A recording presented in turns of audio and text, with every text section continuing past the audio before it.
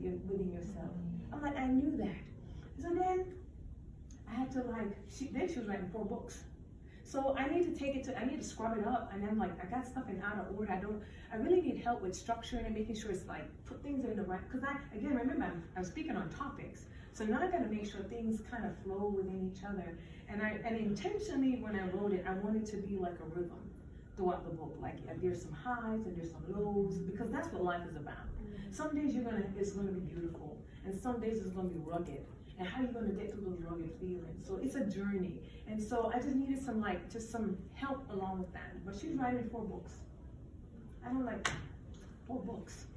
Okay, that's like dating 4 people at the same time. I don't want it. I'm selfish. I'm like, I want all your attention. This is how I feel. So you gotta really think about what is it that you want out of your journey. Let me have my timer not run over. You gotta think about what it is that you want out of your journey and be true to your process.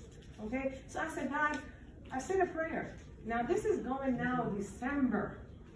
My deadline is December 31st.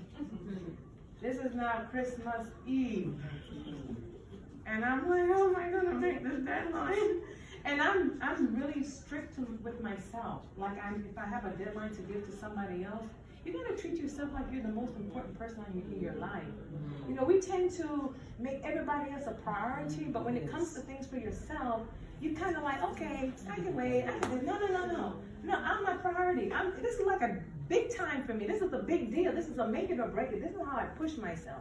I'm like, okay, where there's a will, there's a way. Where there's a will, there's a way. How am I gonna do this, Lord? It's Christmas Eve. Oh, I'm like, so I go upstairs. I sit in front of the computer, 3 a.m. in the morning again. I'm like, okay, God, I have searched on Google. I need an editor. I need a critical editor. I don't want just an editor to just go in and fix my grammar. I want somebody to really truthfully criticize what I've written. You know, is there anything in here that doesn't make sense? Because I've prayed through it the whole process. Every time I wrote something, God is me and the Father. I pray to God, this is where I need your help.